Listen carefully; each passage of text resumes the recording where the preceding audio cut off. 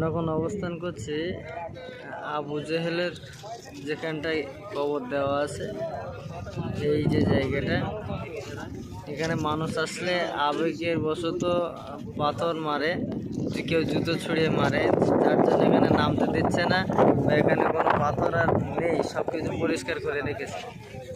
সকালে আসবেন আমাদের হাফেজ কারি রফিকুল ইসলাম সাহেবের সঙ্গে, ভালো পরিষেবা পাবেন ইনশাল্লাহ।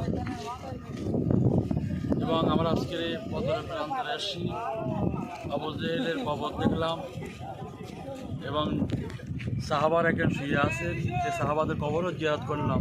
অসংখ্য খেজুর গাছ আছে, এখানে বাড়ির পাহাড় আছে, সেটা দেখলাম। অনেক কিছু সেটা দেখে খুব খুশি হলাম।